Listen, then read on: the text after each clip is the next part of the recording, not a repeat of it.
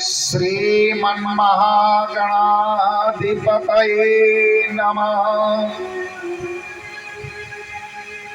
लक्ष्मीनारायणाभ्यां नमः।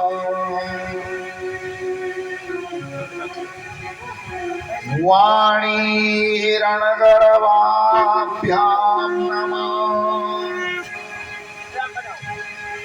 सचीपुरन्द्राभ्यां नमः।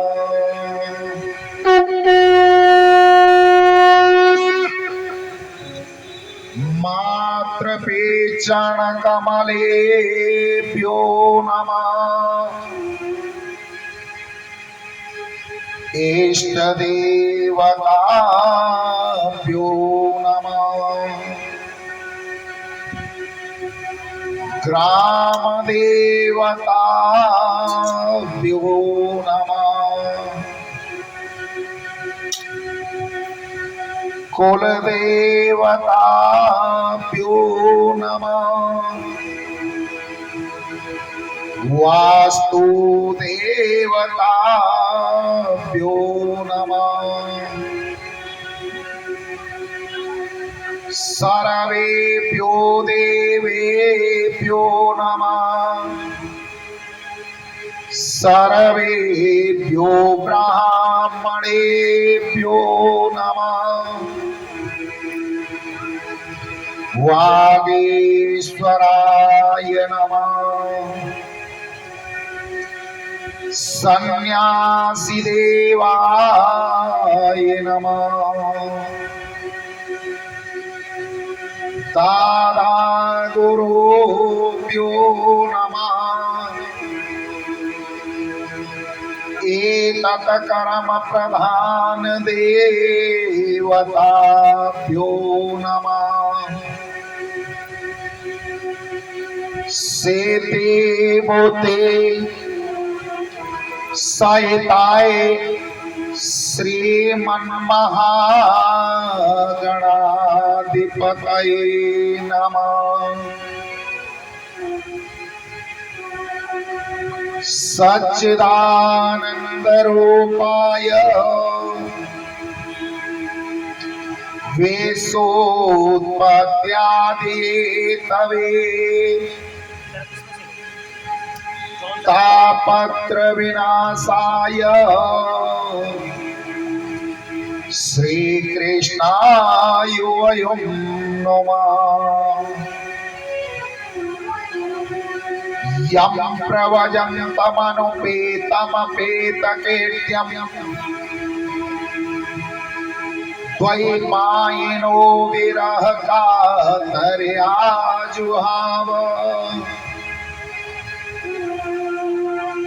पुत्रेति तन्मया तरवो विनोदस्तं सर्वभूतहृदयं मुनिमानतोऽस्मि। कर्पूरगौरं करुणावतारं संसारसारं भुजगेन्द्रहारम् सदा वसन्तं हृदयारविन्दे भवं भवानी सहितं नमामि। या देवी सर्वभूतेषु शक्तिरूपेण संस्थिता नमस्तस्यै नमस्तस्यै नमस्तस्यै नमो नमः। मनोजवं मारुततुल्यवेगं जितेन्द्रियं बुद्धिमतां वरिष्ठम् वातात्मजान वानरयूथमोख्यम् श्रीरामदूतं शरणं प्रभाते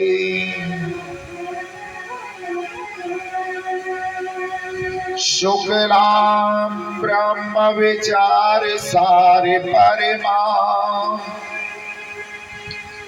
माद्यां जगत् व्यापिनी वीणा पुस्तक धारिणी अभयदां जाड्यान्धकारापहां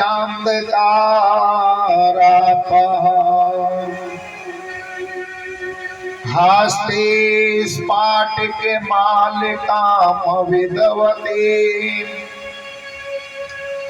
पद्मासने संस्थिता वंदे तां परमेश्वरी भगवती बोधि प्रदां शारदां जय जय श्री राधा रमण जय जय श्री नवल किशोर जय गोपी चित चोर प्रभु जय जय माखन चोर गोविंद जय जय गोपाल जय जय गोविंद जय जय गोपाल जय जय गोविंद जय जय गोपाल जय जय गोविंद जय जय गोपाल जय जय राधा रमण हरि गोविंद जय जय राधा रमण हरि गोविंद जय ब्रह्मा जी की जय जय विष्णु जी की जय जय ब्रह्मा जी की जय जय विष्णु जी की जय जय ब्रह्मा जी की जय जय विष्णु जी की जय जय ब्रह्मा जी की जय जय विष्णु जी की जय जय उमापति शिव शंकर की जय जय उमापति शिव शंकर की जय गोविंद जय जय गोपाल जय जय गोविंद जय जय गोपाल जय जय राधा रमण हरि गोविंद जय जय राधा रमण हरि गोविंद जय जय राम जी की जय जय सीता जी की जय जय राम जी की जय जय सीता जी की जय जय राम जी की जय जय सीता जी की जय जय राम जी की जय जय सीता जी की जय जय दशरथ कुमार चारों भैयों की जय जय दशरथ कुमार चारों भैयन की जय जय गोविंद जय जय गोपाल जय जय गोविंद जय जय गोपाल जय जय राधा रमण हरि गोविंद जय जय राधा रमण हरि गोविंद जय जय राधा जी की जय जय रुक्मण जी की जय जय राधा जी की जय जय रुक्मण जी की जय जय राधा जी की जय जय रुक्मण जी की जय जय राधा जी की जय जय रुक्मण जी की जय जय और मोकटवंती वाले की जय जय और मुकुट बंसी वाले की जय जय गोविंद जय जय गोपाल जय जय गोविंद जय जय गोपाल जय जय राधा रमण हरि गोविंद जय जय राधा रमण हरि गोविंद जय जय गोविंद जय जय बोलो गोपाल जय जय गोविंद गोविंद जय बोलो गोपाल जय जय गोविंद जय जय बोलो गोपाल जय जय गोविंद जय जय बोलो गोपाल जय जय राधा रमण हरि गोविंद जय जय राधा रमण हरि गोविंद जय जय राधा रमण हरि गोविंद जय जय राधा रमण हरि गोविंद जय जय गोविंद जय जय हरि गोपाल जय गोविंद जय जय हरि गोपाल जय जय राधा रमण हरि गोविंद जय जय गोविंदा गोपाला श्री गोविंद भगवान की राधा रानी की जय व्यास जी महाराज की जय सुखदेव जी महाराज की जय परीक्षित जी महाराज की जय श्री बागेश्वर धाम की जय जय श्री राधे श्याम। परम मंगल में परात पर अकलेश्वर अकारण करुणा वरुणाले भक्त वांछित कल्प तरु श्री विनिंदित पीतांबर धारी बाल कृष्ण लाल की वांगमयी मूर्ति श्रीमद् भागवत महापुराण है। बोलो श्रीमद् भागवत महापुराण की बोलो सुखदेव जी महाराज की बोलो परीक्षित जी महाराज की बोलो भक्तोर भगवान की बोलो वस्ती माता की बोलो गौ माता की बोलो गंगा मैया की बोलो यमुना मैया की बोलो बागेश्वर धाम की बोलो सन्यासी बाबा की बोलो दादा गुरु महाराज की बोलो अपने अपने गुरु गोविंद भगवान की बोलो अपने अपने मताई बाप की जय जय श्री राधे श्याम। आज सप्तम दिवस की कथा में प्रवेश करने से पूर्व जो कलयुग के राजा हैं जिनका चारों युग में प्रताप है ऐसे वीर बलवंत हनुमंत लाल के चरणों में दंडवत प्रार्थना करते हैं क्योंकि भगवान की कथा का अगर कोई सच्चा वक्ता है तो वो है मेरे हनुमान जी महाराज और अगर कोई सच्चा श्रोता भी है तो वो भी है हनुमान जी महाराज।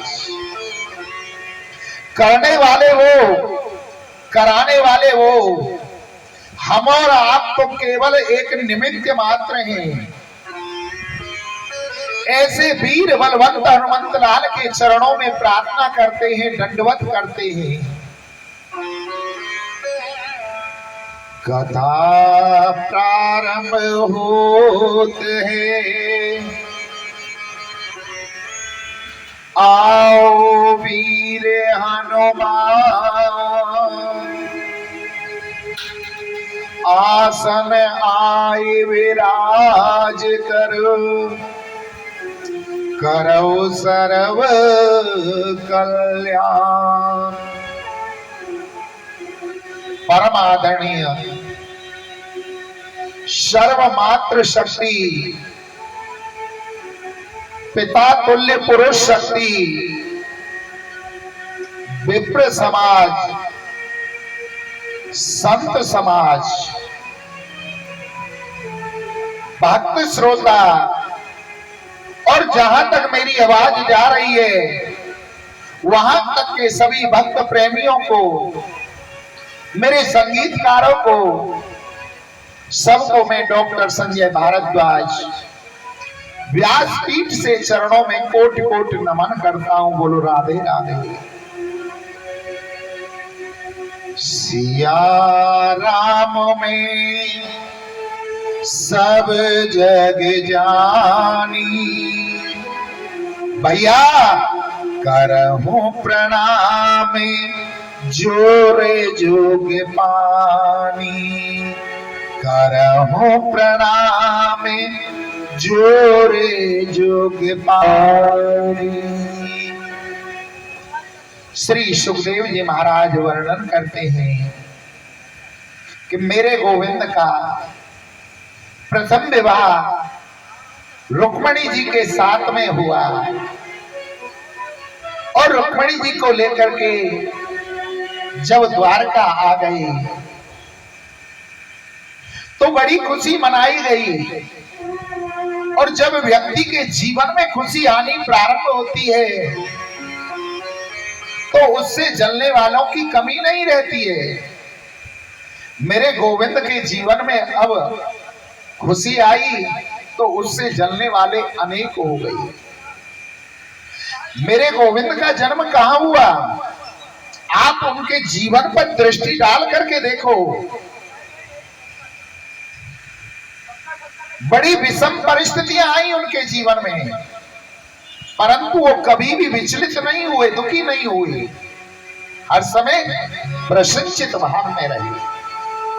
जन्म हुआ कहां? जेल में, जहां चोर, डकैत, लुटेरे आदियों को बंद किया जाता है। जन्म लेते ही माँ बाप को छोड़ना पड़ गया, दूसरी जगह जाकर के पालन पोषण हुआ। जो बालक अपने माँ बापों को छोड़कर दूसरे माँ बापों के साथ में पलेगा, क्या उसका जीवन सुखमय होगा? नहीं। नंद बाबा मैया यशोदा के यहाँ उनका लालन पालन हुआ, उनमें उनका मन पड़ गया, ब्रजवासियों में मन पड़ गया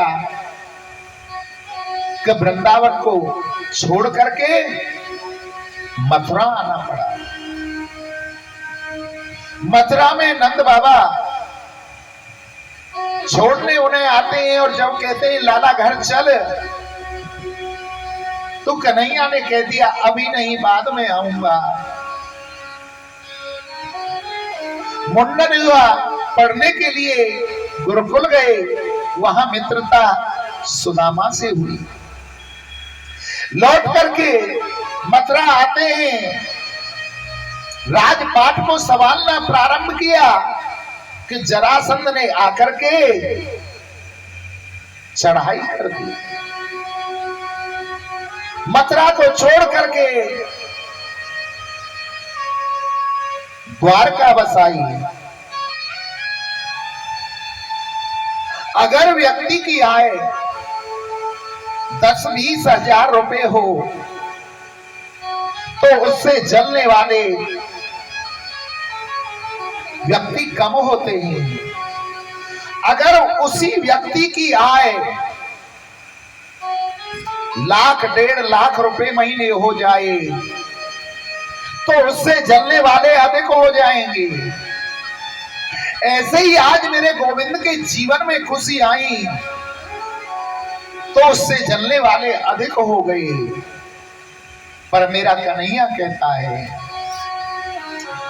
दुख में तड़पो मती, सुख में फूलो मती, प्राण जाए मगर नाम भूलो मती, मुरली वाले को मन में ले जाते चलो, कृष्ण गोविंद गोपाल गाते चलो, मुरली वाले को मन निभाते चलो, कृष्ण गोविंद गोपाल गाते चलो, कृष्ण गोविंद गोपाल गाते चलो, गोविंद गोपाल गाते चलो, मुरली वाले को मन में बिठाते चलो, कृष्ण गोविंद गोपाल गाते चलो,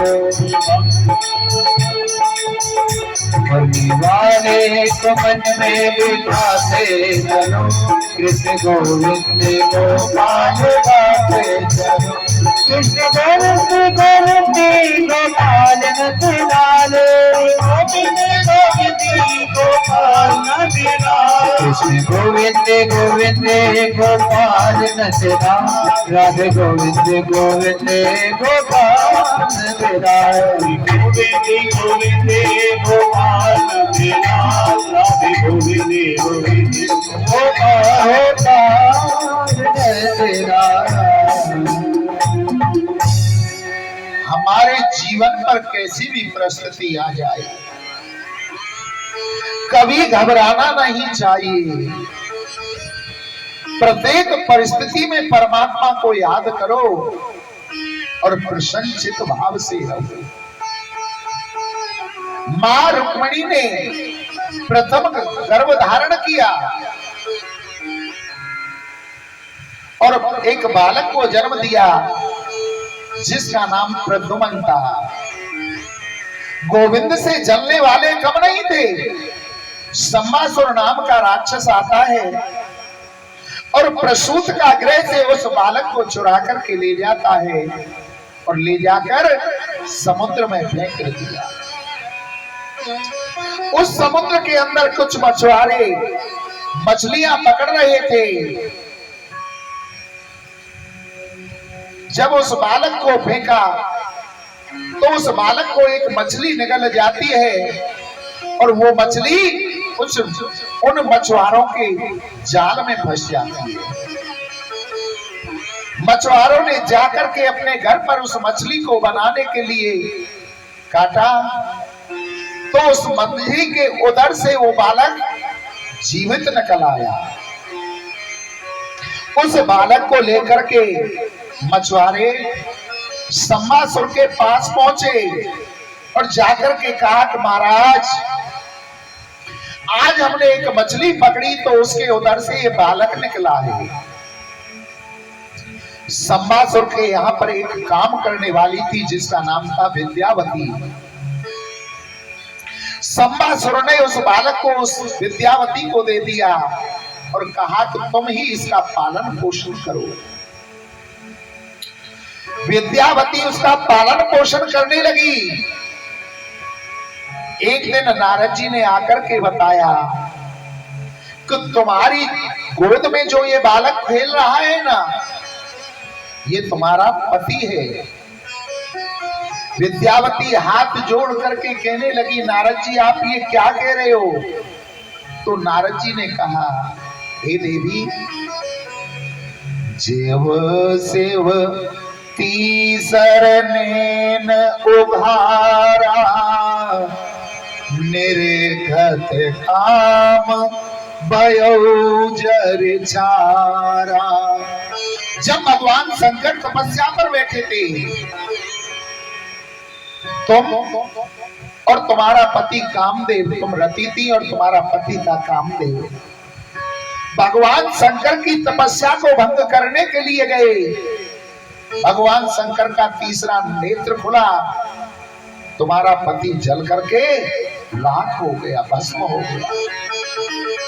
तुमने भोले बाबा से क्षमा मांगी, हे भोलेनाथ मेरा पति मुझे लौटा दो। भोले बाबा ने कहा कि अब तो वो भस्म हो गया। तुम जब बार बार आग्रह करने लगी, रोने लगी, तो भगवान शंकर ने तुमसे कहा कि तुम्हारा पति तुम्हें द्वापर में कृष्ण के पुत्र के रूप में प्राप्त होगा।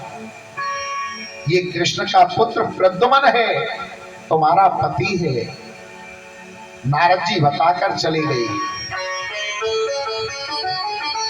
जब प्रद्युम्न बड़ा हो गया, विद्यावती ने प्रद्युम्न को सारी बात बताई। प्रद्युम्न ने सम्मासुर का वध किया और अपनी पत्नी विद्यावती को लेकर के द्वारका लौट करके आया। और जब तक प्रद्युम्न द्वारका लौट करके आया था, तब तक मेरी कन्हैया के 16,108 विवाह पूरे हो चुके थे। राजा परीक्षित कहने लगे कि हे गुरुवर, आपने तो मुझे केवल भगवान द्वारकाधीश का एक ही विवाह सुनाया, बाकी 16,107 विवाह कैसे हुए उन्हें सुनाओ ना। तो श्री सुखदेव जी कहने लगे कि मेरे गोविंद का दूसरा विवाह जामवती की पुत्री जामवती के साथ में हुआ। परीक्षित कहने लगे गुरु इसको विस्तार से सुनाओ, कैसे उनके साथ विवाह हुआ। कहने लगे एक सत्राजित नाम का राजा था, उसके पास सैमंतक मणि थी। जब उस सैमंतक मणि की प्रतिदिन 10 घंटे पूजा की जाती थी, तब उसमें से 8 भार सोना निकलता था। 8 भार का मतलब समझते हो कितना? किलो 2 किलो नहीं, 2 क्विंटल सोना प्रतिदिन निकलता था। एक दिन राजा सत्राजित उस मणि को पहन करके और द्वारकाधीश की सभा में जाता है। गोविंद ने सत्राजित से पूछा, हे राजन, तुम्हारे परिवार में कितने सदस्य हैं? सत्राजित कहने लगा, महाराज मैं हूं, मेरी पत्नी है, एक मेरा छोटा भाई है जिसका नाम प्रसेन है, और एक मेरी एक पुत्री है जिसका नाम सत्यभामा है। कुल मिलाकर 4 प्राणी। गोविंद कहने लगे, फिर आप इतने सोने का क्या करते हो? आप इस सैमंतक मणि को हमारे खजानों में जमा कर दो, तो जो इससे सोना निकलेगा उससे हम प्रजा की सेवा करेंगे, प्रजा के पालन में उसे लगाएंगे।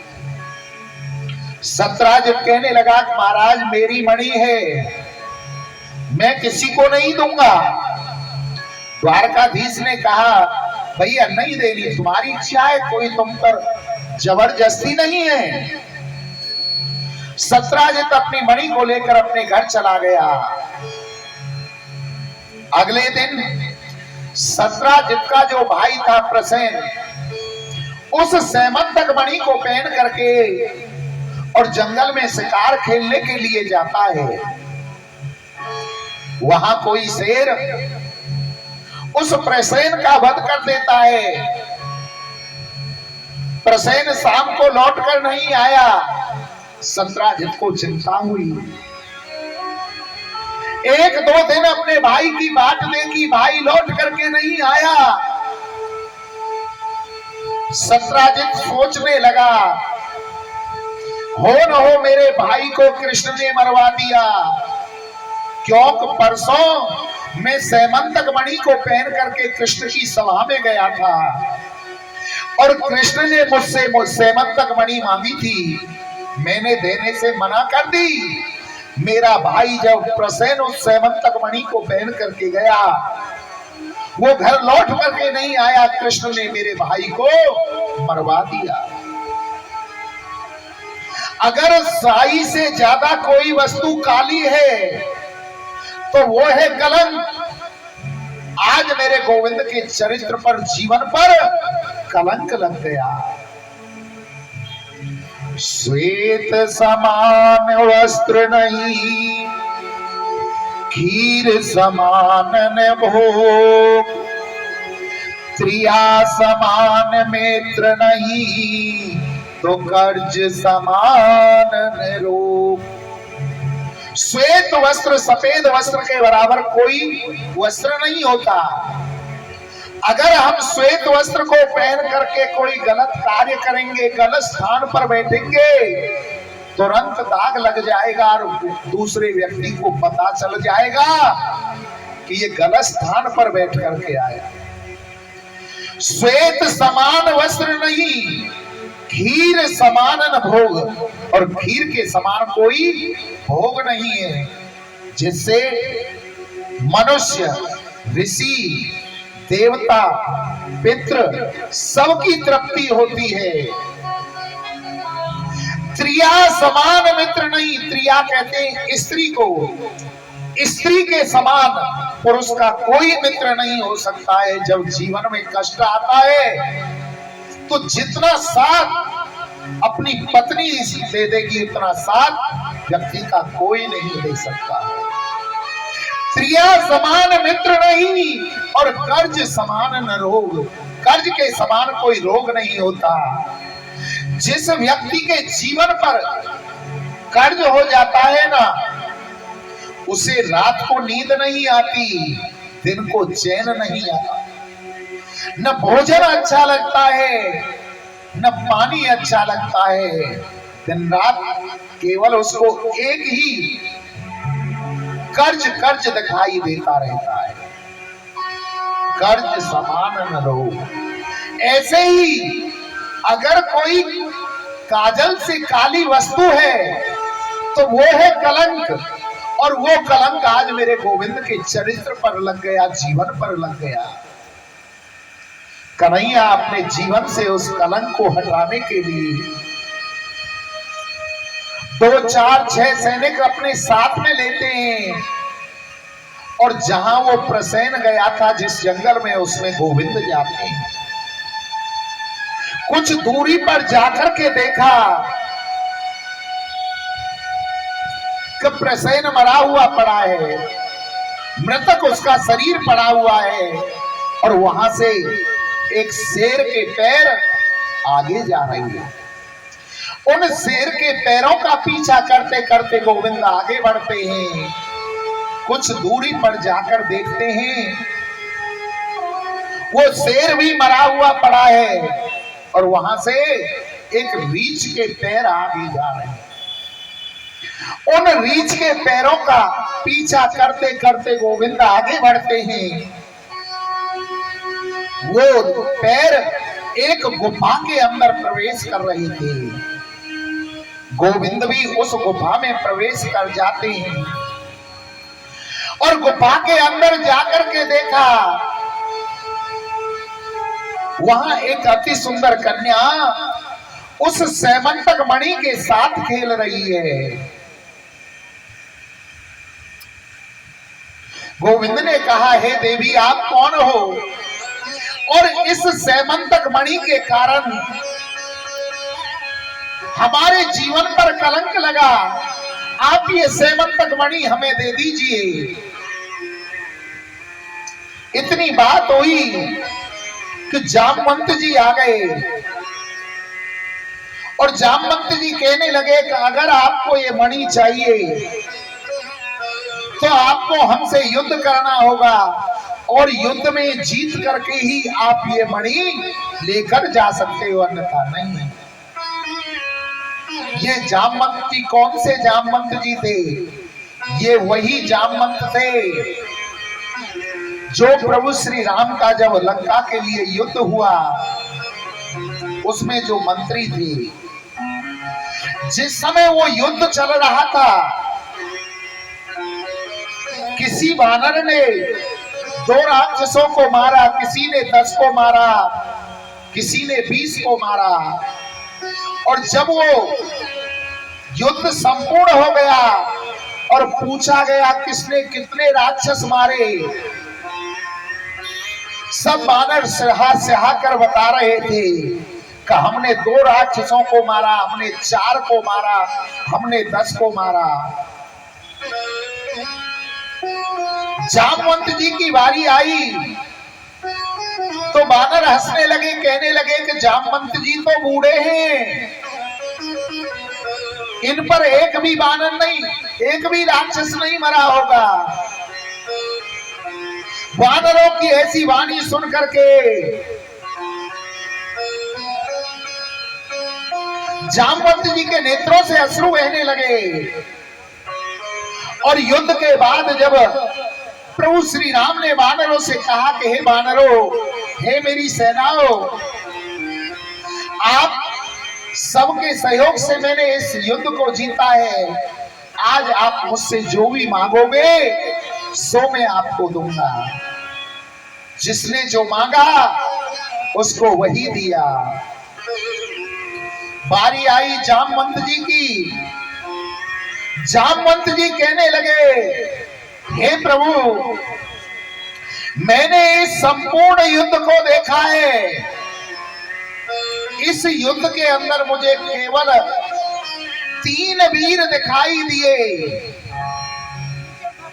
पहला वीर लक्ष्मण वीर, दूसरा महावीर हनुमान जी महाराज, और तीसरे वीर रघुवीर आप हो। और मैंने इस महाभारत, इस युद्ध में अनुभव किया कि केवल आप ही लड़ रहे थे और तो बाकी सब अपनी लीला कर रहे हैं। मैं देखना चाहता हूं कि आपकी बाजुओं में कितना बल है। आप मेरे साथ युद्ध कर लीजिए। भगवान श्री राम कहने लगे, हे जामवंत, इस जन्म में तो मेरा और तुम्हारा स्वामी और सेवक का नाता है, और स्वामी और सेवक का कभी युद्ध नहीं हो सकता। परंतु मैं तुम्हें वचन देता हूं, तुम्हारी इस अभिलाषा को मैं पूर्ण अवश्य करूंगा। द्वापर में तुम्हारे साथ युद्ध करूंगा। ये वही जामवंत जी थे। आज मेरे गोविंद जामवंत जी के साथ में युद्ध करते हैं। मल्ल युद्ध होने लगा। युद्ध चलते चलते 28 दिन हो गए थे। इतनी ताकत थी जामवंत जी के अंदर, जिन्हें बानरों ने कहा था कि अति बूढ़ा। आप लगा सकते हो अंदाजा, एक युग व्यतीत हो गया और एक युग के बावजूद भी प्रभु कन्हैया के साथ में वो जामवंत 28 दिन तक मल्ल युद्ध लड़ते हैं। कितनी ताकत होगी जामवंत जी के अंदर। आज मेरे प्रभु ने जामवंत जी की नस नस को ढीला कर दिया और अपनी एक झलक गोविंद ने जामवंत जी को राम के रूप में दिखाई। धनुष पर, कंधे पर धनुष टिका हुआ है।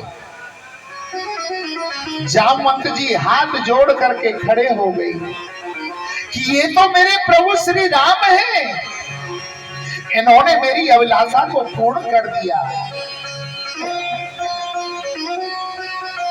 हाथ जोड़ करके जामवंत जी कहने लगे, हे राघवेंद्र, आपने मेरी अभिलाषा को पूर्ण किया है। अब मेरे जीवन पर आप एक कृपा और कर दो। मेरी जो ये पुत्री है जामवती, आप इसे पत्नी के रूप में स्वीकार कर लो। मेरे गोविंद का दूसरा विवाह जामवती के साथ में होता है और कन्यादान के रूप में जामवंती वो सैमंतक मणि प्रभु को दे देती है। आज अपनी पत्नी और सैमंतक मणि को लेकर के गोविंद द्वारका लौट कर आते हैं। प्रसेन का जो भाई था सत्राजित, उसे बुलाया और कहा, महाराज, आपने मेरे जीवन पर इस सैमंतक मणि के कारण कलंक लगा दिया था। आपकी सैमंतक मणि ये रही। आपके भाई को शेर ने मारा और शेर को एक रीछ ने मारा। उसके पास से ये मणि लेकर के मैं आया हूं। सत्राजित को सैमंतक मणि लौटा दी। सत्राजित उस मणि को लेकर के अपने घर पहुंचा। रात भर नींद नहीं आई, बेचैन रहा। प्रातःकाल उठते ही द्वारकाधीश की सभा में आया और कहने लगा, हे गोविंद, हे कन्हैया, मेरे अपराध को क्षमा करो, मेरे अपराध को क्षमा करो, जो मैंने आपके चरित्र पर कलंक लगाया था। कन्हैया कहने लगे, हे राजन, हमने तो तुम्हें कल ही क्षमा कर दिया। हमारे मन में कोई दोष नहीं है, तुम्हारे प्रति कोई द्वेष भावना नहीं है। आप जाओ। सतराजित कहने लगा कि महाराज मैं नहीं मानता, आपने मुझे क्षमा किया, मैं जब मानूंगा आपने मुझे क्षमा किया, मेरी जो पुत्री है सत्यभामा आप उसके साथ में विवाह कर लें तो मैं समझूंगा कि आपने मुझे क्षमा कर दिया। मेरे गोविंद का तीसरा विवाह सत्यभामा के साथ में हुआ। श्री सुखदेव जी महाराज वर्णन करते हैं, एक बार कन्हैया अर्जुन के साथ रथ में बैठ करके जंगल में जा रहे थे, तो वहां जंगल में एक वृक्ष के नीचे, पीपल के नीचे एक बहुत सुंदर कन्या तप कर रही थी। अर्जुन ने रथ को रोका और उस कन्या से जाकर के पूछा, हे देवी तुम्हारा क्या नाम है, तुम कौन हो और इस बियाबान जंगल में क्या कर रही हो? वो कन्या कहने लगी कि मेरा नाम कालिंदी है, अर्थात यमुना मेरा नाम है, मैं सूर्य की पुत्री हूँ, यमराज की बहन हूँ और यहाँ तपस्या कर रही हूँ। किस लिए? अहम देवस्य सवितुर द्वैता प्रतिमच्छते विष्णु वरण्यं वरदे तपा परमामास्यता, कि मैं यहाँ तपस्या कर रही हूँ, कृष्ण मुझे पति के रूप में प्राप्त हो जाएं। अर्जुन ने कहा, हे देवी तुम्हारी तपस्या पूर्ण हुई, जिस कृष्ण को तुम, थोड़ी भैया आवाज सही करो, पति के रूप में प्राप्त करना चाहती हो, वो कृष्ण मेरे साथ रथ में बैठे हुए हैं। चौथा विवाह मेरे गोविंद का यमुना के साथ में, कालिंदी के साथ में होता है। अवंती नगरी थी जिसे आज उज्जैन के नाम से जाना जाता है। वहां के राजा थे बिंद और अरविंद, दो भाई। उनकी परम लाडली बहन थी मित्रविंदा। पांचवा विवाह मेरे गोविंद का मित्रविंदा के साथ हुआ। नगरजित नाम के राजा हुए कौशल देश के। उन राजाओं के यहां 7 ऐसे बलशाली बैल थे। एक एक बैल के अंदर 1,000 हाथी का बल था। नगरजित जी ने सूचना फैलवाई कि जो एक साथ इन बैलों के नकेल डाल देगा, उसी के साथ में मैं अपनी पुत्री सत्या का विवाह कर दूंगा। सूचना सुनकर के देश देश के राजकुमार योद्धा आए। 7 बैलों की तो बहुत दूर की बात है, कोई भी योद्धा राजकुमार एक बैल के नकेल नहीं डाल सका। जब सूचना मेरे गोविंद को प्राप्त हुई, गोविंद जाते हैं कौशल देश और 7 बैलों के एक साथ नकेल डाल देते हैं। छठा विवाह मेरा प्रभु का सत्या के साथ में हुआ। 7वां विवाह गोविंद का भद्रा के साथ में होता है और 8वां विवाह लक्षणा के साथ हुआ। 8 प्रकार की प्रकृति बतलाई है और 8 गोविंद की पटरानी है। उन 8 प्रकृतियों पर किसका अधिकार है? परब्रह्म परमात्मा का, मेरे गोविंद का। भूमि, जल, अग्नि, वायु, आकाश, मन, बुद्धि और अहंकार, ये 8 प्रकृति है और ये किसके अधीन है? केवल परब्रह्म परमात्मा के अधीन है और किसी के अधीन नहीं है। श्री सुखदेव जी महाराज वर्णन करते हैं 16,000 मंत्र हैं। किसमें? कर्म कांड के अंदर उपासना कांड है। उपासना कांड में कर्म कांड आता है, जिसमें का हमारे जन्म से लेकर के और मृत्यु तक 16 संस्कार बतलाए गए हैं। उन 16 संस्कारों के लिए 16,000 मंत्र हैं। वो मंत्र भी कृष्ण की पत्नियां हैं। 100 उपनिषद हैं। वो 100 उपनिषद भी कृष्ण की पत्नियां हैं।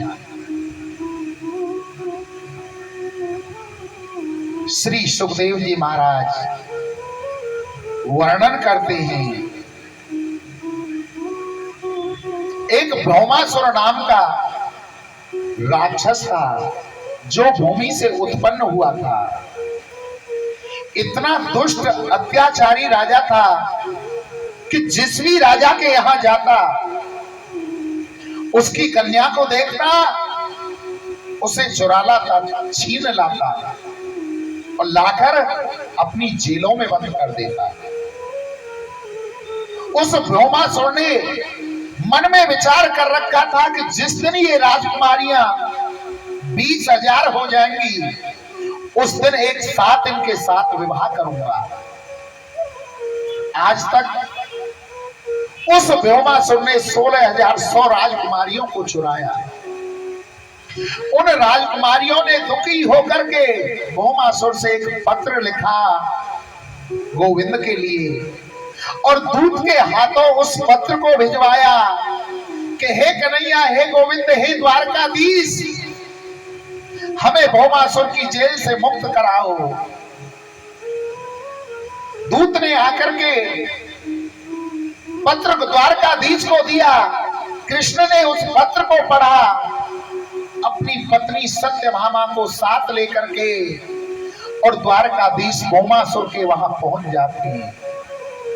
भौमासुर के साथ में युद्ध हुआ।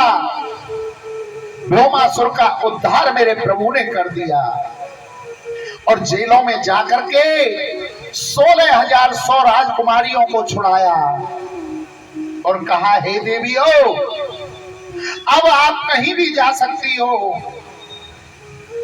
16,100 राजकुमारी हाथ जोड़ करके कहने लगी, हे गोविंद, हे कन्हैया, आप जानते हो हम पवित्र हैं, हम जानती हैं हम पवित्र हैं, परंतु ये दुनिया हमारे ऊपर कलंक लगाएगी कि ये पर पुरुष के साथ रह करके आई है।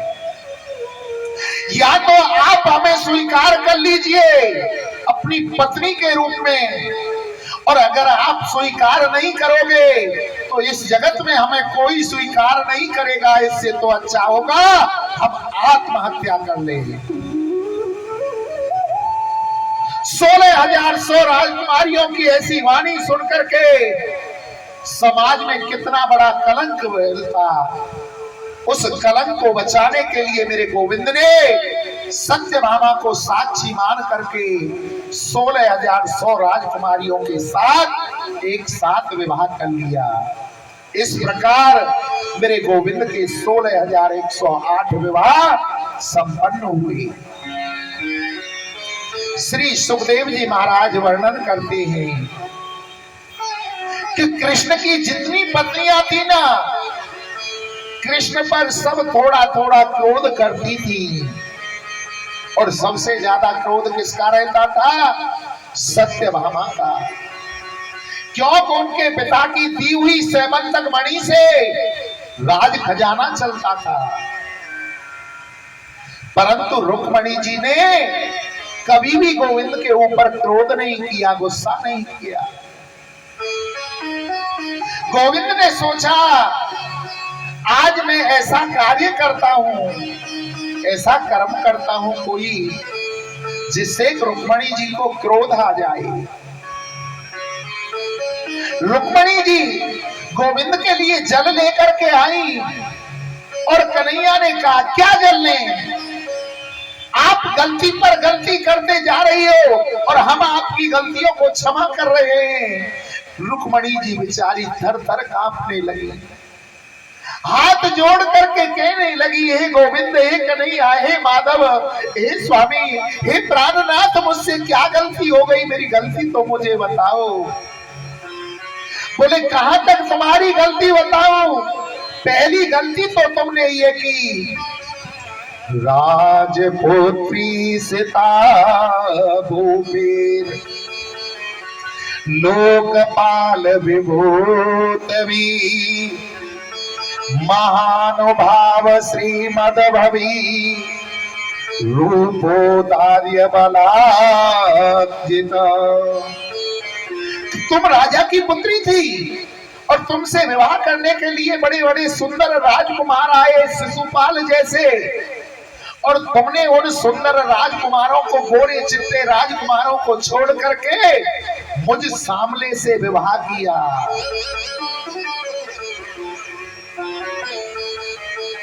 दूसरी गलती आपने ये की, आप समझती हो कि मैं बड़ा ताकतवर हूं, तो मैं ताकतवर नहीं, मैं जरासंध के डर के मारे अपनी नगरी मथुरा को छोड़ करके भाग आया, समुद्र में शरण ली और समुद्र में अपना घर बना करके समुद्र में छिप करके रह रहा हूं। आप सोचती होगी कि मेरे मित्र सखा बड़े धनाढ्य होंगे, तो मेरे मित्र सखा धनाढ्य नहीं है। मेरे मित्र सखा कौन है? साधु, सन्यासी, महात्मा, जिनके पास धन नहीं है, केवल वो तो क्या करते रहते हैं, गोविंद जय जय गोपाल जय जय राधा रमण हरि गोविंद जय जय जय जय गोपाल जय जय राधा रमण हरि गोविंद जय जय गोविंद जय जय गोपाल जय जय राधा रमण हरि गोविंद जय जय गोविंद जय जय गोपाल जय जय राधा रमण हरि गोविंद जय जय गोविंद जय जय गोपाल जय राधा रमण हरि गोविंद जय जय जय जय गोपाल जय जय राधा रमण हरि गोविंद जय जय। मेरे कोई सखा धनाढ्य नहीं है।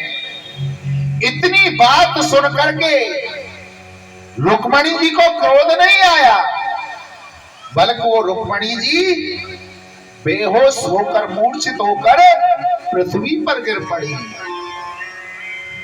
द्वारकाधीश सोचने लगे, ये क्या हुआ? मैंने तो सोचा था कि रुक्मणी जी को क्रोध आएगा, ये तो बेचारी जमीन पर गिर पड़ी, मूर्छित हो गई। गोविंद ने गोद में उठाया, पलंग पर लटाया, जल के छींटे लगाए और पंखे से हवा करने लगे। थोड़ी देर बाद जब रुक्मणी जी को होश आया और देखा कि कन्हैया मेरी हवा कर रही, रुक्मणी जी हाथ जोड़ करके बैठी हो गई और कहने लगे, हे स्वामी, आपने जो बात कही, एक एक बात सत्य कही है। पहला आपने कहा कि मैंने सुंदर सुंदर राजकुमारों को छोड़ करके आप सामने से विवाह क्यों किया? हे गोविंद, यदि नंदलाल तुम लली होते ना तो करोड़ों के गले कट जाते तुम्हारे ऊपर। तुम सांवले ही होकर के इतने सुंदर लगते हो जिसका वर्णन नहीं किया जा सकता। तुम्हारी इस सांवली सूरत पर जग मोह रहा है, मेरी तो चलती क्या पूरा संसार तुम पर मोहित हो रहा है। दूसरा, तुमने कहा कि मैं समुद्र में छिपा बैठा हूं। ऐसा कौन वैज्ञानिक होगा जो समुद्र के अंदर एक कमरा बनाकर तो दिखा दे। आपने तो अपनी पूरी द्वारिका बना रखी है, बसा रखी है। तीसरा, आपने कहा कि मेरे मित्र साधु सन्यासी धनवान माहे, कोई धनवान लोग मेरे मित्र नहीं है। धनवान कौन है? कबीर जी ने कहा है, कबीरा सब जग निर्धन, धन बिनता नहीं कोई, धन बिनता सोई जानिए, जाको राम नाम धने हो। इस संसार में धनवान कौन है? जिसने एक गोविंद नाम का धन कमा लिया, राम नाम का धन कमा लिया, वही धनवान है, बाकी कोई धनवान नहीं है। हे गोविंद, तुम्हारे गुणों का मैं कहां तक बखान करूं। तुम्हारे पास एक बांसुरी है जो बांस की होकर के दुनिया को पागल बना रही है। अगर वो सोने की होती तो क्या कर जाती। घनश्याम तेरी बंसी, घनश्याम तेरी बंसी है पागल कर जाती है।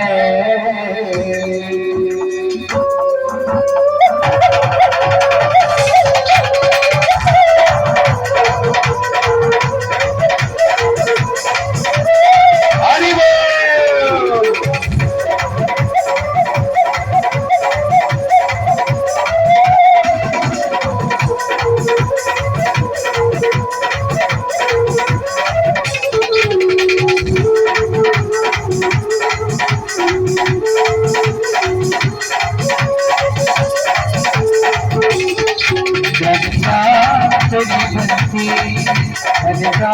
तेरी बंसी है पागल कर जाती है।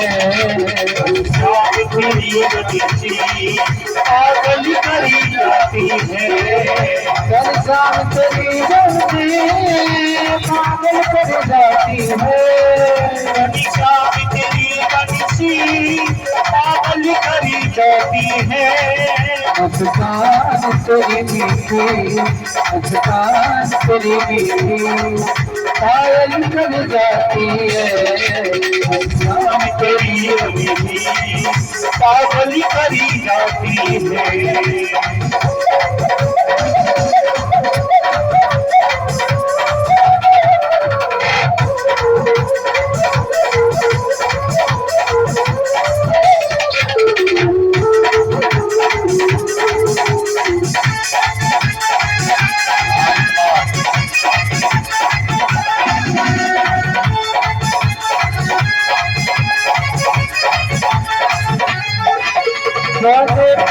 होती तो तुम क्या करते हो। सोने की होती तो तुम क्या करते हो हमें। सोने की होती तो तुम क्या करते हो। सोने की होती तो तुम क्या करते हो हमें। ये बात हो करके, ये बात हो करके दुनिया को बचाती है। घनश्याम तेरी बंसी पागल करी जाती है। हरि बोल।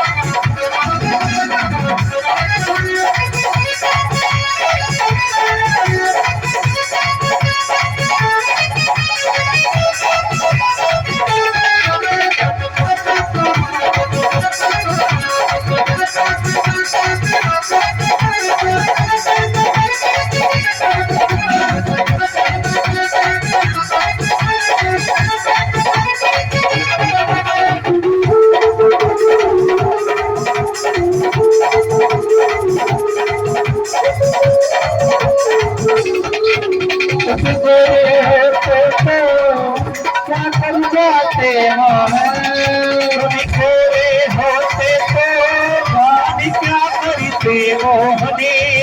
तुम गोरे होते तो मर जाते मोहन।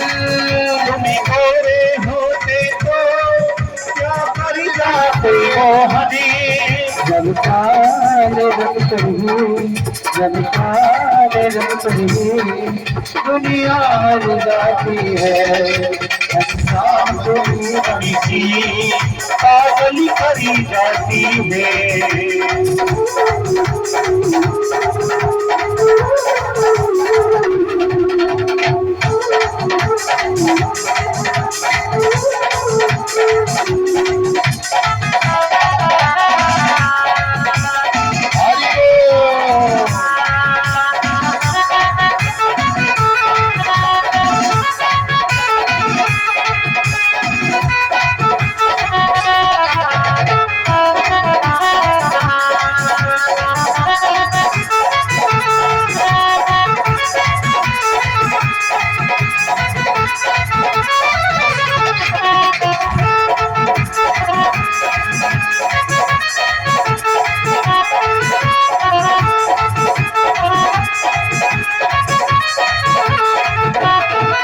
दुख दर्दों पे सहना बंदी ने सिखाया है, दर्दों को सहना बंसी ने सिखाया है।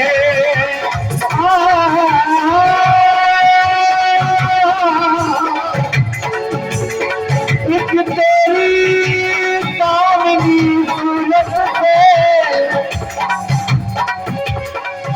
एक तेरी सामिल सूरत से बस हो गया है प्यार मुझे, बस हो गया है प्यार मुझे बसी हो गया है प्यार मुझे। एक तेरी सामिल सूरत से बस हो गया है प्यार मुझे, हो गया है प्यार मुझे बसी हो गया है प्यार मुझे। आई है जमाने की ठोकर बस तू ही मिला दिलदार मुझे, तू ही मिला दिलदार मुझे बसी तू ही मिला दिलदार मुझे। जीवन के उजड़े उपवन की अब तक न मिली है कगार मुझे, अब तक न मिली है पगार मुझे अभी तक न मिली है पगार मुझे। ओ रात बिहारी अब न रुला, दर्शन दे दे एक बार मुझे, दर्शन दे दे एक बार मुझे दर्शन दे दे एक बार मुझे। दुख कर्जों पे सहना बंदी ने सिखाया है, दर्दों को सहना बंसी ने सिखाया है। पीछे हसीने में, पीछे हसीने में तेरी भी मुस्काती है, इंसान पूरी बंसी पागल करी जाती है। कभी रात बजाते हो, कभी बंदी बजाते हो, कभी नाच रचाते हो कभी बंसी बजाते हो। कभी रात बजाते हो, कभी बंदी बजाते हो, कभी नाच रचाते हो कभी बंसी बजाते हो। कभी माखन खाने की, कभी माखन खाने की मन में आ जाती है, इंसान पूरी बंसी पागल करी जाती है। इंसान पूरी बंसी पागल कर जाती है। मेरी शाम तेरी बंसी पागल करी जाती है। तेरी बंसी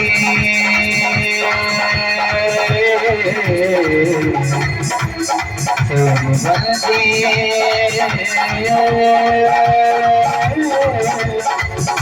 तेरी बंसी भगवान की जय जय श्री राधे साधु जी सीताराम सीताराम प्रेम से बोलो राधे श्याम। राधे श्याम। आज गोविंद कहने लगे, हे रुक्मणी, मैं देखना चाहता था तुम्हें क्रोध आता है कि नहीं। परंतु तुम तो वास्तव में शांति की और प्रेम की मूर्ति हो। श्री सुखदेव जी महाराज आगे वर्णन करते हैं, भगवान का एक पोता था अनिरुद्ध प्रद्युम्न नंदन, बहुत सुंदर था। उसके दो विवाह हुए।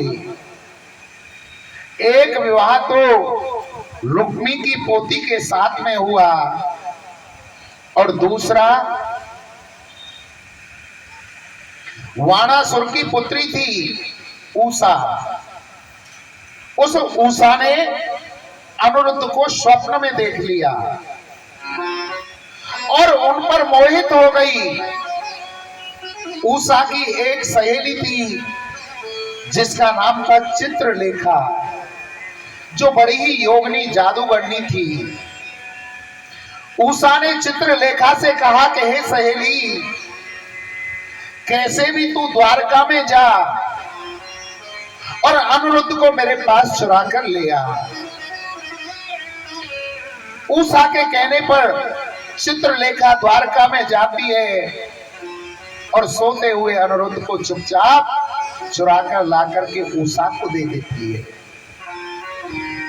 दूसरे दिन द्वारका में खोज होने लगी कि आखिर अनिरुद्ध रात रात में कहां गया। पता चला कि वो तो वाणासुर की पुत्री उषा के पास में है। गोविंद अपने पोते को लेने के लिए वाणासुर से युद्ध करने के लिए आ जाते हैं। वाणासुर भक्त था भगवान शंकर का। वाणासुर ने अपनी सहायता के लिए भगवान शंकर को बुला लिया। भगवान शंकर और गोविंद की बातचीत हुई। परिणाम ये निकला कि उषा का विवाह अनिरुद्ध के साथ में किया। श्री सुखदेव जी महाराज आगे वर्णन करते हैं, कुरुष देश का राजा था पौंड्रिक। एक बार वो राजा काशी में घूमने के लिए आया और काशी नरेश से पूछने लगा, हे काशी नरेश, ये दुनिया वाले गोविंद को क्यों भगवान मानते हैं, क्यों उसकी पूजा करते हैं? काशी नरेश कहने लगा कि महाराज, ज्यादा तो मुझे नहीं पता है, परंतु मैंने सुना है कि उस गोविंद के कभी कभी 4 हाथ हो जाते हैं और कभी कभी उसके पास में एक सुदर्शन चक्र आ जाता है। बोले बस इतनी सी बात पर लोग उसको भगवान मानते हैं। पौंड्रिक बधाई के पास जाता है, काती के पास, और जाकर के कहता है, भैया हमारे 2 काठ के हाथ ऐसे बना दो जो ऐसे लगे कि असली हो। उसके कहने पर बड़ई ने ऐसे 2 हाथ बना दिए और उसके शरीर में रस्सी से बांध करके फिट कर दिए। उन पर पेंट ऐसा करवा लिया जैसा शरीर का रंग होता है।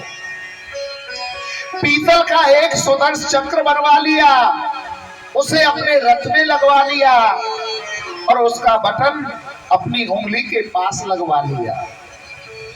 जब चलता उस रथ में बैठकर तो उस बटन को दबा देता, जिससे वो चक्र घूमने लगता।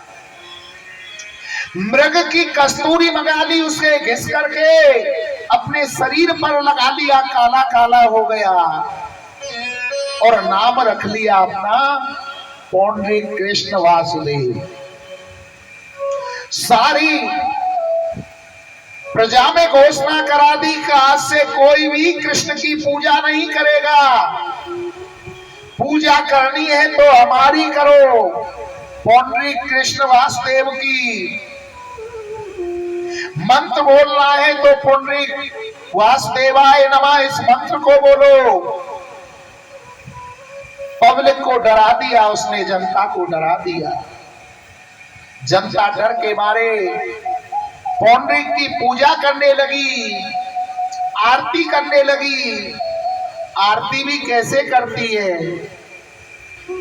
ओम जय पौंडरिक वासुदेवा, स्वामी जय पौंडरिक वासुदेवा। भक्त जनों के प्रभु जी, भक्त जनों के प्रभु जी, प्राणन के लेवा। प्राणन के रक्षक नहीं, प्राणन के लेवा। ओम जय पौंडरिक वासुदेवा।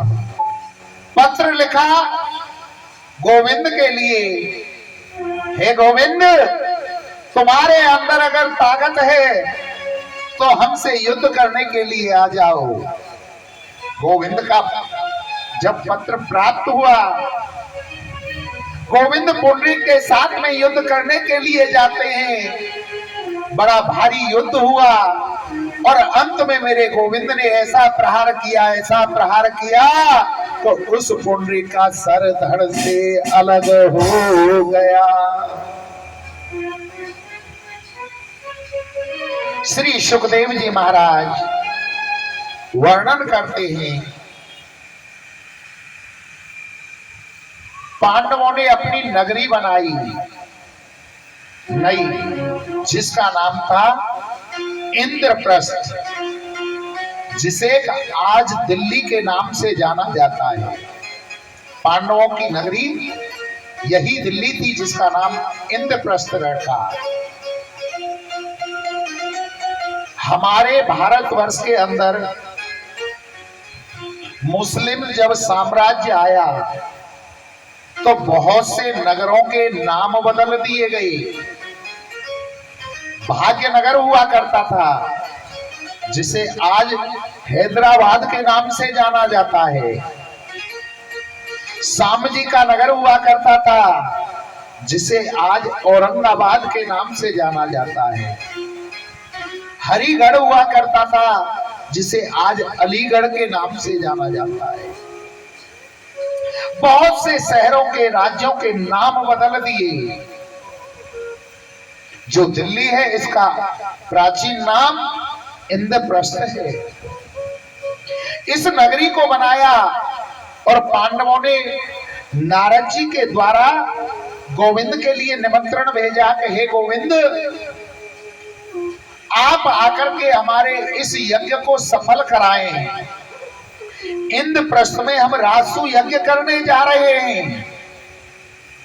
जब वो पत्र गोविंद को मिला, चलने को हुए, उसी समय मगध नरेश के आसपास के राजाओं ने पत्र लिख करके एक दूत के हाथों गोविंद के द्वार भेजा कि हे गोविंद, मगध का जो राजा है जरासंध, वो हम पर बड़ा वहीं चढ़ा दो भैया, नीचे चढ़ा दो, कोई नहीं, खाली।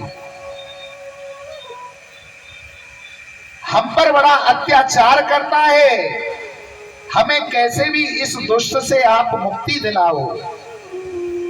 गोविंद को जब वो पत्र मिला, गोविंद ने पत्र को पढ़ा तो दूत से कह दिया कि जाकर के उन राजाओं से कह देना, हम जरूर उनकी मुक्ति का कोई न कोई उपाय करेंगे, उन्हें छुड़ाएंगे। और मेरे गोविंद नारद जी के साथ में इंद्रप्रस्थ पांडवों की जो नगरी थी वहां पहुंच जाते हैं। पांडवों से पूछा कि हे पांडवों, तुम राजसू यज्ञ करने तो जा रहे हो,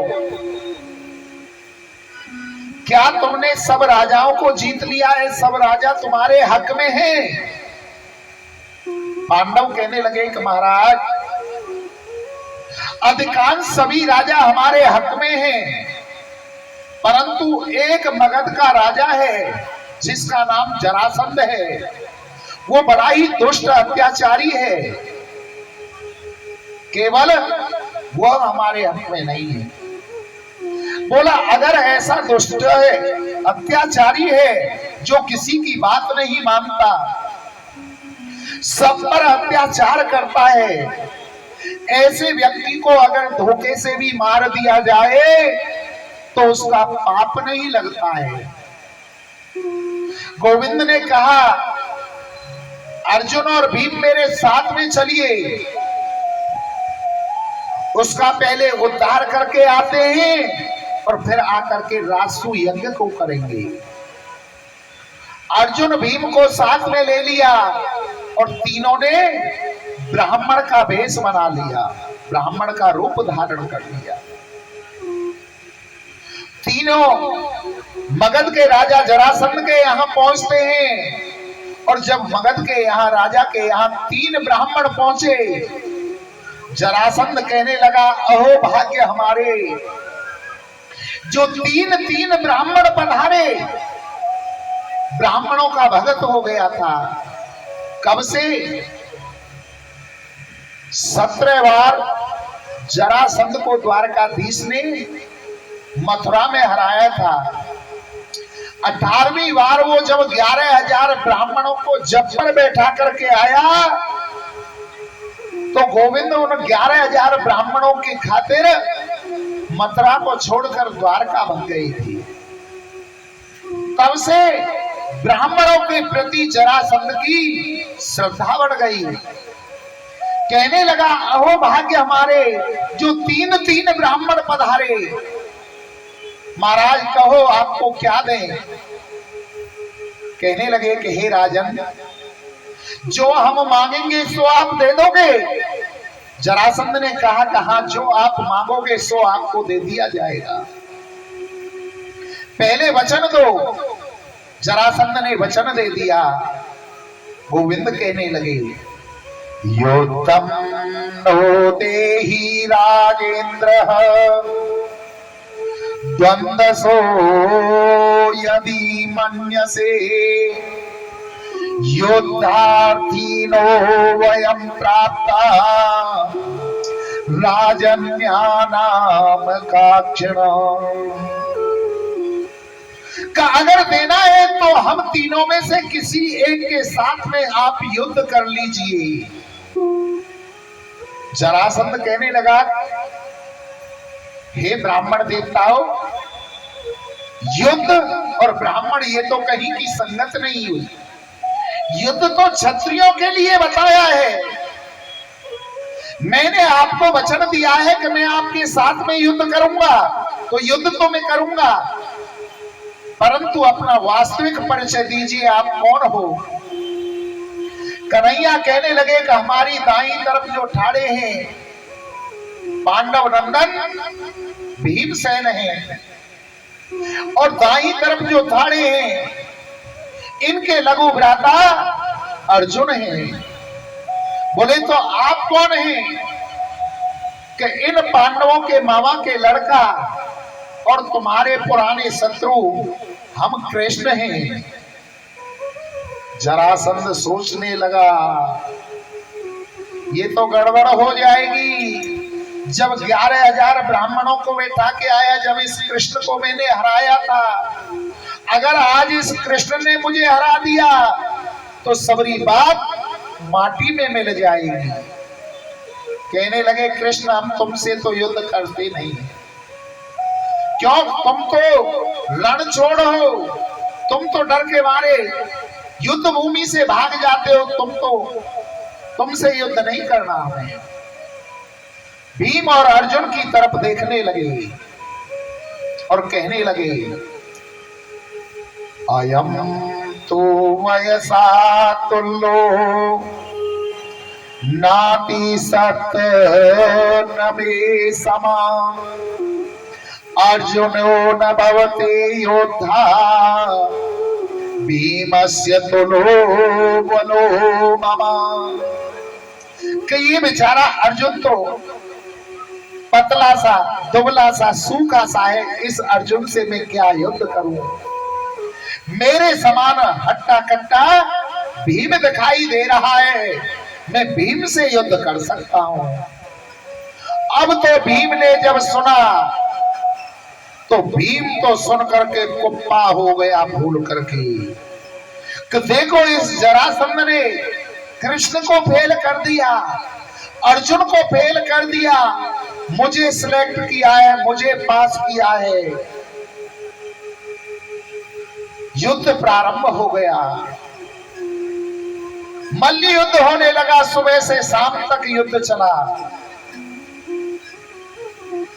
पहले जमाने का नियम था कि जब युद्ध होता था, कैसे होता था कि जब सूर्य नारायण उदित होते तब से युद्ध प्रारंभ होता, और जैसे ही सूर्य नारायण अस्त होते युद्ध समाप्त हो जाता, योद्धा अपने शिविर में चले जाते। युद्ध होते होते 18 दिन हो गए। भीम ने लाख कोशिश कर ली उस जरासंध को मारने के लिए, परंतु जरासंध नहीं मरता है। जरासंध ने भीम की नस नस को ढीला कर दिया। 18वें दिन की शाम जब युद्ध बंद हुआ और अपने अपने शिविर में गए, रात्रि में भीम कहने लगा, हे द्वारकाधीश, इस जरासंध के अंदर तो बड़ा बल है, इसने मेरी नस नस को ढीला कर दिया, अब मुझसे युद्ध नहीं हो रहा। गोविंद कहने लगे, उस दिन तो आप बड़े भूल करके कुप्पा हुए, कृष्ण को फेल कर दिया, अर्जुन को फेल कर दिया, आपको सिलेक्ट किया, पास किया। लड़ो, युद्ध करो, आप युद्ध लड़ो। भीमसेन हाथ जोड़ करके कहने लगा कि महाराज, या तो कल उसका उद्धार करा देना, नहीं तो जैसे आप रण छोड़ कहलाए युद्ध को छोड़ करके भाग गए, आपके चरणों की सौगंध खा करके कह रहा हूं, मैं भी कल भाग जाऊंगा, या तो उद्धार करा देना, अब मुझसे नहीं लड़ा जाता, अब मेरे अंदर ताकत नहीं रही है। बोले कोई बात नहीं, कल इसका उद्धार करा देंगे। दूसरे दिन युद्ध प्रारंभ हुआ। भीमसेन जरासंध के साथ में युद्ध कम कर रहा और गोविंद की तरफ बार बार देखते हैं। जरासंध ने 1-2 पटक लगा दी भीमसेन में। भीमसेन बार बार गोविंद की ओर देखते हैं और लड़ते हैं। गोविंद ने पृथ्वी पर से एक तिनका को उठाया और उसे बीच में से चीरा, सीधा भाग उल्टी तरफ फेंक दिया और उल्टा भाग सीधी तरफ फेंक दिया। भीमसेन तुरंत समझ गए और उन्होंने जरासंध में पटक लगाई और उसके पैर पर पैर रख करके जरासंध को चीर दिया। जो सीधा हिस्सा था उसे उल्टी तरफ फेंक दिया और जो उल्टा हिस्सा था उसे सीधी तरफ फेंक दिया। जरासंध का उद्धार कर दिया। उसके मुकुट को लिया, राज खजाने से धन लिया और उसको लेकर के इंद्रप्रस्थ आ जाते हैं। यज्ञ की तैयारी होने लगी। यज्ञ के अंदर का कार्य बांटा गया। यज्ञ में सबसे बड़ा कार्य होता है भोजन भंडार का। भोजन भंडार किसे दिया गया? जो अच्छा खाएगा वही तो दूसरे को अच्छा खिला पाएगा। भोजन कार्य दिया गया भीमसेन को। क्यों? भीमसेन अधिक खाते हैं तो दूसरे को भी अच्छा खिलाएंगे। उनके साथ में द्रौपदी जी की गई। द्रौपदी कहाँ की थी? पंजाब की। पंजाब के लोग अधिक खाने पीने वाले होते हैं। भोजन भंडार कार्य दे दिया द्रौपदी जी को। दूसरा, यज्ञ के अंदर कार्य होता है दान का। दान का कार्य किसे दिया? दुर्योधन को और कर्ण को। दुर्योधन सोचेगा कि ये मेरा धन नहीं है, ये पांडवों का धन है, जितना लुटाया जाए लुटा दो, जितना दान किया जाए कर दो। परंतु दुर्योधन को ये नहीं पता था, दान देने से कभी दान घटता नहीं है। तन पवित्र सेवा किए, धन पवित्र कर दान, मन पवित्र हरि भजन सो त्रिविध होत कल्याण। हमारा शरीर कब पवित्र होगा? जब हम इस शरीर से अपने माता पिता गुरु और बड़ों की सेवा करेंगे तो हमारा तन पवित्र होगा। तन पवित्र सेवा किए, धन पवित्र कर दान। धन कब पवित्र होगा? जब हम उसमें से दान करेंगे तो धन पवित्र होगा। धन से परमात्मा नहीं मिलता, केवल धन पवित्र होता है। नहीं तो उस धन में कैसी काई लगती है, जंग लगती है। आप हाल में डॉक्टर के पहुंच गए और डॉक्टर ने कह दिया अटैक आ गया, 20 लाख रुपए लगेंगे, निकालो जल्दी। कहीं से भी करके लाओगे और डॉक्टर को देने पड़ेंगे। हारी में, बीमारी में संतान कैसी निकल जाती है, शराबी, कबाबी, ज्वारी। ऐसे स्थान पर वो धन खर्च होता है। अगर धन को पवित्र करना है तो समय समय पर उसमें से दान करते रहो। तन पवित्र सेवा किए, धन पवित्र कर दान, मन पवित्र हरि भजन सो। हमारा मन कब पवित्र होगा? जब हम परमात्मा के गुणगान को करेंगे, भगवान की कथा को सुनेंगे, भगवान के कीर्तन को सुनेंगे तो हमारा मन पवित्र होगा। त्रिविध होत कल्याण। जो इन 3 कार्यों को करते हैं उनका तीनों लोकों में कल्याण होता है। धन का कार्य सौंपा गया दुर्योधन और कर्ण को। दुर्योधन सोचता है जितना दिया जाए दान कर दो, इसमें से हमारा कौन सा घर से जा रहा है। परंतु पांडवों का धन पवित्र हो रहा था और उसे ये नहीं पता था कि कर्ण के हाथ में ऐसी रेखा है, अगर वो दान देने के लिए एक वस्तु उठाता है तो तुरंत वहां 2 वस्तु बन जाती हैं। जी खोल करके दान किया। तीसरा कार्य अतिथि सत्कार। अतिथि सत्कार किसने लिया? मेरे गोविंद ने, कन्हैया ने। जो भी अतिथि वहां आ रहा था प्रत्येक के चरणों को गोविंद दबलाते हैं जल से और अपने अंगोछा से उनके पैरों को पोंछते हैं। और जब वो अतिथि भोजन कर लेता है उस अतिथि की झूठी पत्तल को मेरे गोविंद उठा करके एक तरफ रखते हैं। हमारा यज्ञ, ये श्रीमद् भागवत कथा का जो 7 दिवस से चल रहा था, अब पूर्ण होने की उस पर जा रहा है और कल इसका भोजन भंडार है। तो हम सबका कर्तव्य बनता है, जो भी अतिथि आए उसे बड़े प्रेम से बैठाएं, उसको भोजन कराएं, हो सके तो उसकी पत्तल को हम स्वयं उठाएं। ये केवल किसी एक व्यक्ति का, निजी का नहीं है, आप सभी का है। आप इस यज्ञ को अपना मान करके बड़े प्रेम से इस यज्ञ को पूर्ण कराएं। गोविंद ने उस यज्ञ को बड़ा शांतिपूर्ण ढंग से यज्ञ को पूर्ण कराया और पूर्ण करा करके अपनी द्वारका चले गए। दुर्योधन ने सोचा पांडवों ने बड़ी सुंदर नगरी बनाई है इंद्रप्रस्थ, चलो देख करके आए पांडवों की नगरी को, कैसे महल बनाए, कैसे घर बनाए।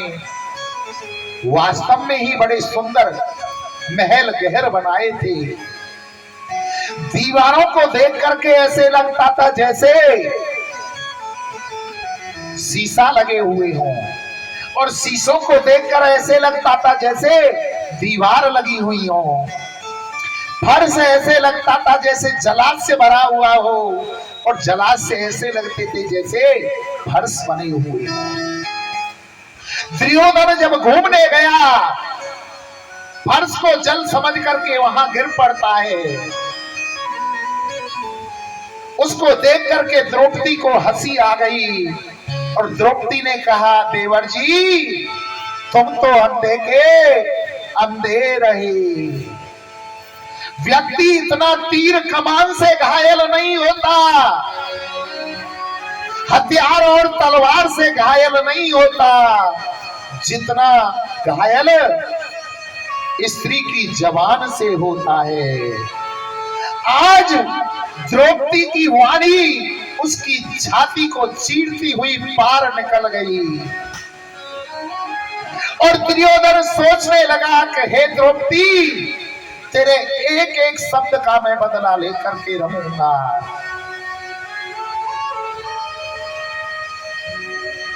वहां से अपनी हस्तिनापुर आ जाता है,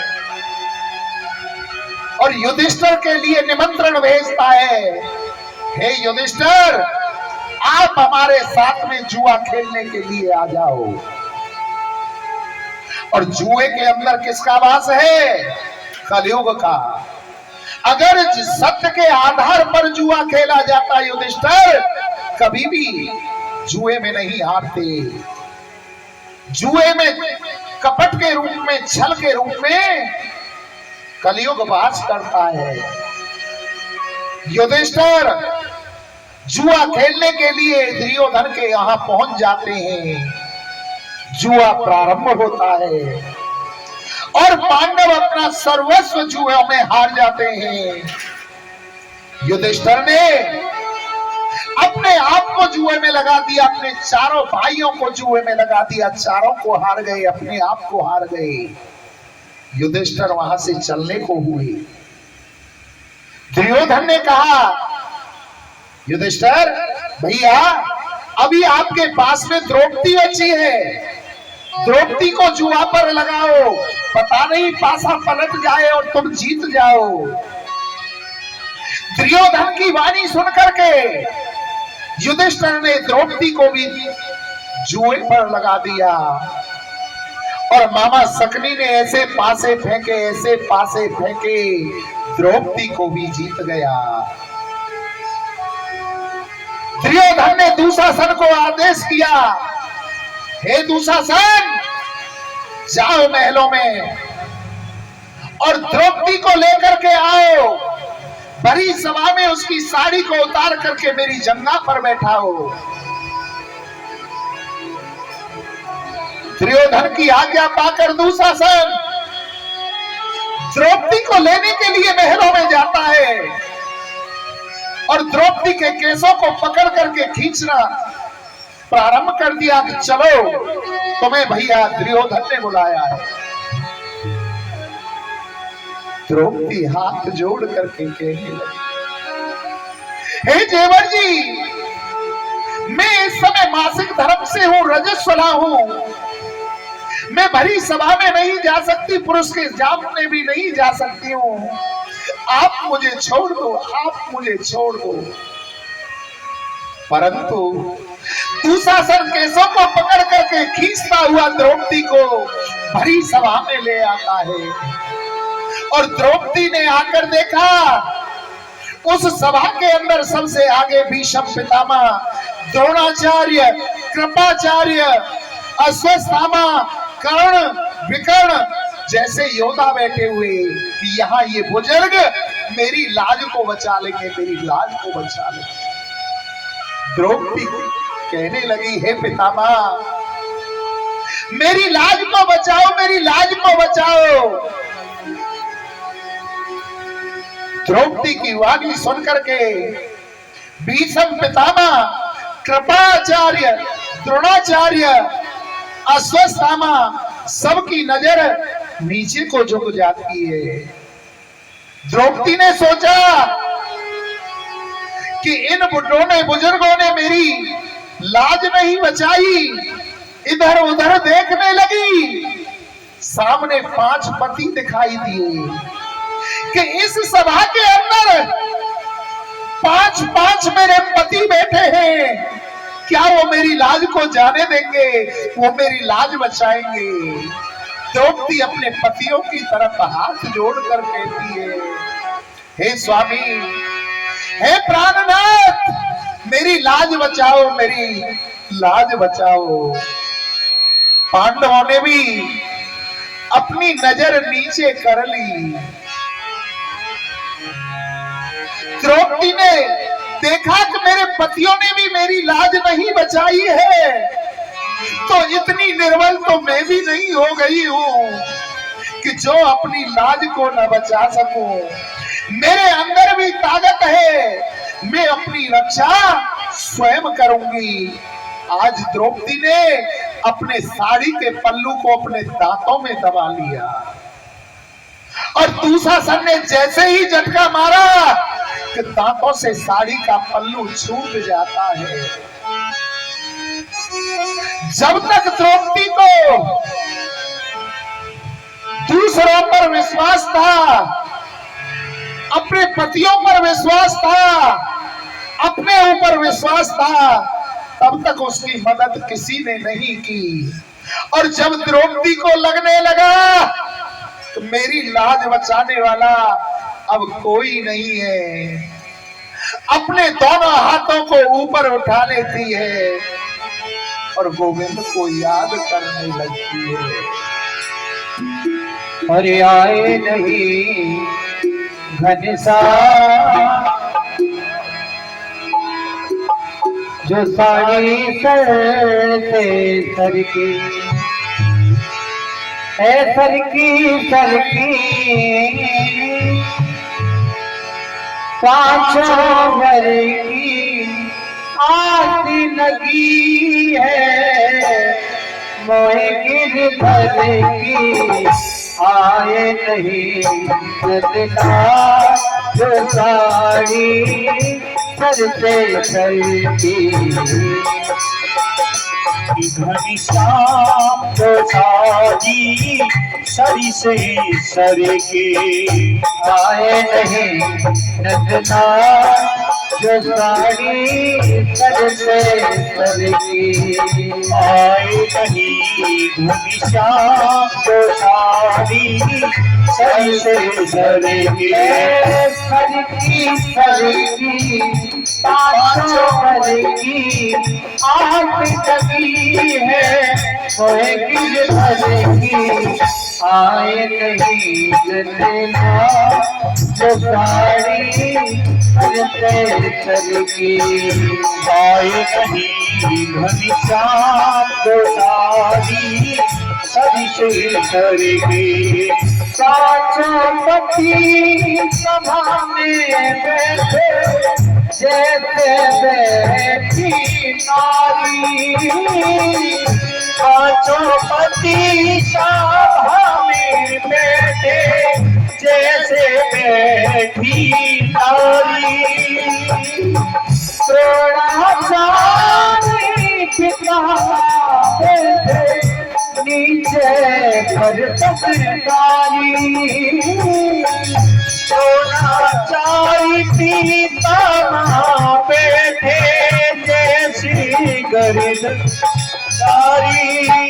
अरे अपना ने मुख छोड़ लिया है, वो है केवल आज तिहारी। आए नहीं सजना, जो साड़ी सर से सर की। आए नहीं घनश्याम तो साड़ी सरी से सर के। सर की पांचों घर की आस लगी है, मोहे गिरधर की आए नहीं सजना, जो साड़ी सर से सर की। आई नहीं घनश्याम तो साड़ी सरी से सर के।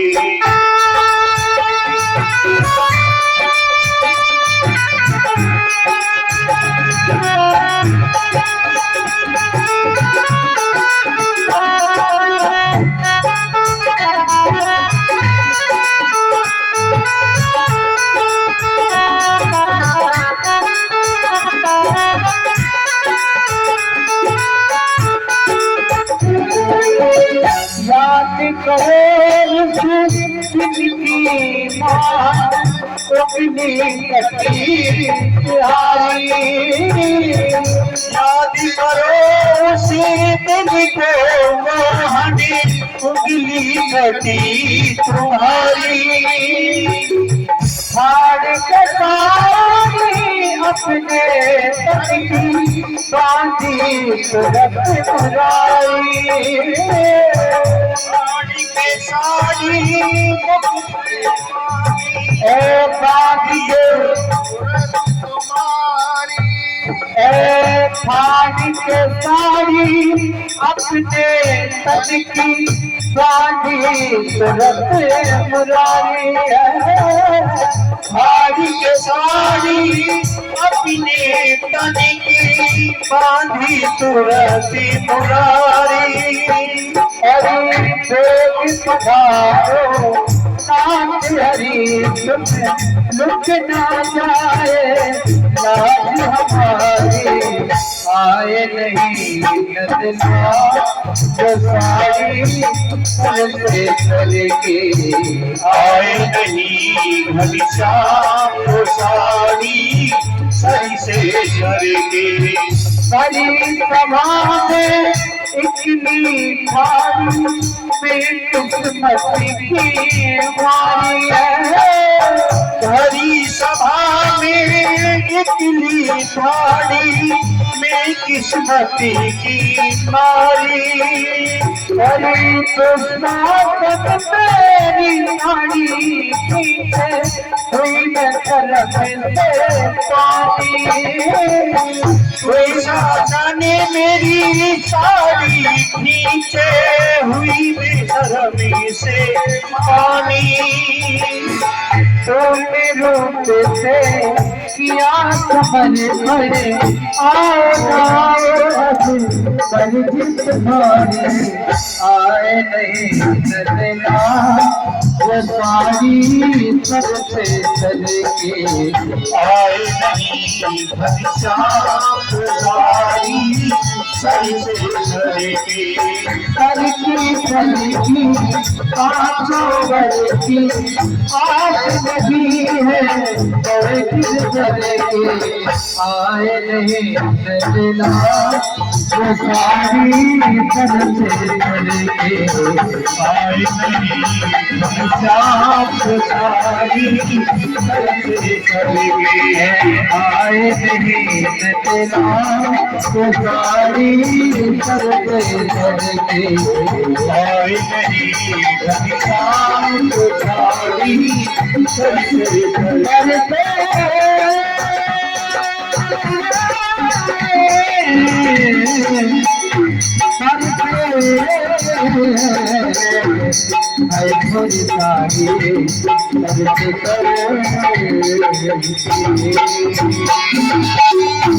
बोले गोविंद भगवान की जय जय श्री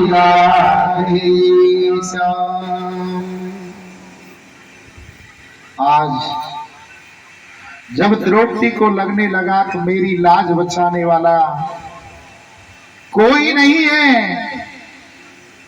अपने हाथों को जब ऊपर उठा लिया और उस गोविंद को याद करने लगी, तो गोविंद ने एक क्षण नहीं लगाया और आकर के द्रौपदी की लाज को बचाया।